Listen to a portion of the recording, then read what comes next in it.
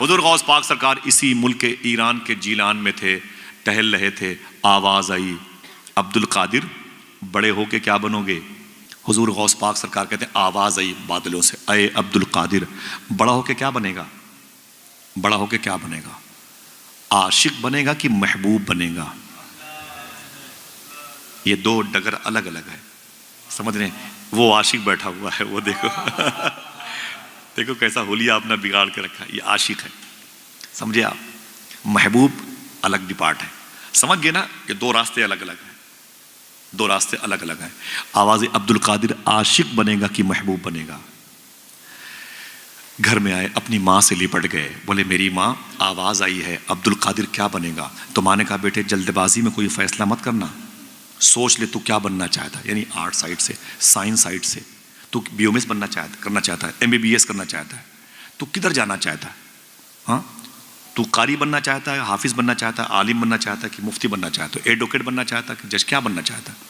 وہ فیصلہ کر لے، اسی حساب سے تو فارم بھرے گا، کالم بھرے گا، تب تیری تعلیم اسی حساب سے ہوگی۔ کہتے میری ماں میں کیا کروں؟ تو غوث پاک کی امی کہتی بیٹا قریب میں ایک درویش اللہ والا رہتا ہے، اللہ والا رہتا ہے، بظاہر اس کے جسم پہ کپڑا تک نہیں ہے، اللہ والا ہے۔ شاعر نے کیا کہا؟ عشق انسان کو قلندر بو علی کرتا ہے، عشق پاگل نہیں پاگل کو ولی کرتا ہے۔ میں نے کہا میرے بیٹے عبد القادر وہاں ایک درویش رہتا ہے، جا کے اس سے ملو، اس سے پوچھو کہ میں کیا بنوں۔ غوث پاک گئے، سلام کیا، بولے او درویش، او بندے خدا، او ولی اللہ، اللہ کے دوست۔ فرمایا کیا بات ہے شیخ عبد القادر؟ غوث پاک فرماتے میں عاشق بنوں کہ محبوب بنوں؟ اس نے کہا آج جائیے، کل آئیے گا تو جواب مل جائے گا۔ غوث پاک کی رات رونے میں گزری، کل میری مستقبل کی تقدیر کا فیصلہ ہے، میں عاشق بنوں کہ محبوب بنوں؟ صبح ہوئی، جلدی اٹھے، اپنی ماں سے اجازت لی، اسی درویش کے پاس آئے، وہ وہاں نہیں تھا۔ فرمایا کدھر گیا بھائی؟ وہ یہاں پر درویش تھا، وہ کدھر گیا؟ لوگوں نے معلوم کیا کہا؟ بولے وہ تو رات میں مر گیا۔ فرمایا مر گیا؟ ہاں اس کا انتقال ہو گیا، وہ مر گیا۔ بولے پھر کہاں دفن کیا؟ معلوم کیا کہا لوگوں نے؟ ہمیں اس کے مذہب کے بارے میں علم نہیں تھا۔ اتنے خاص ہوتے ہیں اللہ کے، کچھ ایسے بندے جنہیں اللہ کے بندے پہچانتے تک نہیں ہیں۔ فرمایا پھر؟ کہا پیروں میں رسی باندھ کر کے ہم نے اسے وہ کھجوروں کی باغ میں وہاں پہ جنگل کے ایریے میں جا کے چھوڑ دیا ہے، اس کی لاش کو چیل کوے نوش کے کھا رہے ہیں، چیل کوے نوش کے کھا رہے ہیں۔ ایک کتاب میں جملہ لکھا ہوا، کتاب میرے گھر پہ، اس میں یہ بھی لکھا ہوا ہے کہ اس کی لاش کو کتے بھی نوش کے کھا رہے تھے۔ اللہ اکبر اللہ! یہ عشق نہیں آسان، بس اتنا سمجھ لیجئے ایک آگ کا دریا ہے اور ڈوب کے جانا ہے۔ عشق کسے کہتے ہیں؟ پوچھو امام حسین سے۔ عشق کسے کہتے ہیں؟ پوچھو بلال حبشی سے۔ عشق کسے کہتے ہیں؟ پوچھو سلمان فارسی سے۔ کوئی خبیب سے پوچھے، بلال سے سمجھے سزائے الفت سرکار میں مزہ کیا ہے۔ ہاں میرا امام کہتا ہے کہ اے دل یہ سلگنا کیا، جلنا ہے تو جل بھی اٹھ، دم گھٹنے لگا ظالم کیا دھنی رمائی ہے۔ اے عشق تیرے صدقے جلنے سے چھٹے سستے، جو آگ بجھا دے گی وہ آگ لگائی۔ عشق رسول کی آگ بڑی عظیم ہوتی ہے۔ میرے آقا غوث پاک فرماتے کہاں ہے؟ بولے اس کے پیروں میں رسی باندھ کے ادھر پھینک دیا۔ غوث پاک آگے بڑھے جلال کے عالم میں، فرمایا او بندے خدا، او عرب کے دوست، او رب کے دوست، سن، مجھ سے کل کہا تھا کہ کل آؤ گے جواب مل جائے گا، رات میں نکل لیے۔ ولی وعدہ خلاف نہیں ہوتا، ولی وعدہ شکن نہیں ہوتا، ولی وعدے کو وفا کرتا ہے۔ تم صداقت کے مجسمے تھے، تم رب کے دوست، تم نے ہم سے کہا کل آؤ گے جواب مل جائے گا، رات میں نکل لیے۔ نوچی ہوئی لاش سے آواز آئی، عبد القادر میں نے کہا تھا کل آؤ گے جواب مل جائے گا، کیا چاہتے ہو؟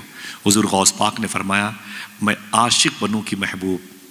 نوچی ہوئی لاش سے آواز آئی، اے عبد القادر اگر محبوب بننا چاہتے ہو تو محبوب کی آؤ بھگت بہت ہوتی ہے، اس کی تعظیم بہت، اس کی خاطر مدارت بہت ہوتی ہے، اس کے ناز بڑے اٹھائے جاتے ہیں، ناز برداری ہوتی ہے، اس کے ناز نخرے بڑے اٹھائے جاتے ہیں، پورا گھرانہ اسی کے پیچھے ٹہلتا ہے۔ اگر محبوب بننا چاہتے ہو تو پوری دنیا تم سے محبت کرے گی، اور اگر عاشق بننا چاہتے ہو دیکھ لو تمہارے سامنے عاشق کی لاش پڑی ہوئی ہے۔ اتنا سنا تو غوث پاک سرکار نے مٹھیاں بند کی، اپنے دونوں ہاتھوں کو اٹھایا آسمان کی طرف، فرمایا اللہ اکبر اللہ اکبر اللہ اکبر اللہ اکبر۔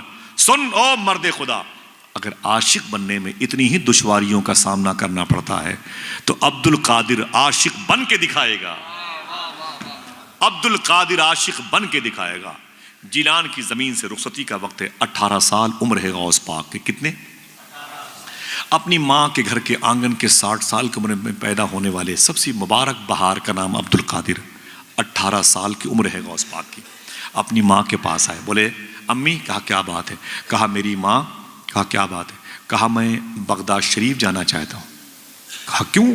کہا کہ میں وہاں ایک مدرسے میں تعلیم حاصل کرنا چاہتا ہوں۔ ماں نے بیٹے کو سینے سے لگا لیا، رو کے بولی میرے بیٹے عبد القادر جا، تو میری خدمت کے لیے نہیں پیدا ہوا، تو اپنے نانا کے دین کی خدمت کے لیے پیدا ہوا، تو میرا پہلا اکلوتا بیٹا ہے، جا میرے بیٹے سچ بولنا۔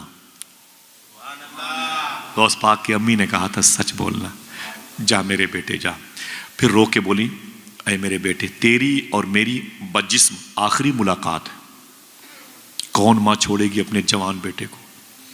18 سال کی عمر کی، ایک گاڑی کمائی تھی مخدومہ فاطمہ ام الخیر کی، لیکن حضور کے دین کی محبت میں چھوڑ دیا۔ کہتی جا میرے بیٹے جا، تیری اور میری آخری ملاقات ہے، اس کے بعد بجسم ملاقات نہیں ہوگی میرے بیٹے۔ لیکن ایک بات سن۔ کہا کیا؟ کہتی ہیں کہ آپ کے ابو شیخ موسیٰ جنگی دوست نے ایک تحفہ تمہارے نام کا، امانت تمہارے نام کی میرے حصے میں رکھی ہے۔ کہا وہ کیا ہے؟ تو غوث پاک سرکار کی امی کہتی ہیں میرے بیٹے وہ ایک دعا ہے، ایک دعا ہے جس دعا کو پڑھنے کے لیے مجھے یہ کہہ کے تمہارے باپ نے دیا تھا میرے بیٹے عبد القادر کو دے دینا، وہ امانت تو لے جا۔ غوث پاک نے اس امانت کو، اس دعا کو لیا، یاد کر لیا۔ 90 سال کی عمر ہوئی غوث پاک کی تو اپنے بیٹے سے کہنے لگے اے میرے بیٹے، بغداد شریف میں بڑھاپے کی وجہ سے میں نے سارے وظیفے پڑھنا بند کر دیے، لیکن وہ وظیفہ میں نے کبھی بند نہیں کیا جو مجھے میری ماں نے بتائے تھے۔ پھر ایک جملہ خوشخبری کے طور پر فرماتے ہیں حضور غوث پاک سرکار فرماتے ہیں سنو میرے بیٹو، میرا ولایت کی دنیا میں جو پرموشن ہوا ہے اسی وظیفے کی بنیاد پر ہوا ہے۔ یہ وظیفہ مجھے شبیر بھائی، عرفان بھائی، جس نے مجھے دیا تھا، 25,000 لوگوں نے اس کے ہاتھ پر اسلام قبول کیا ہے۔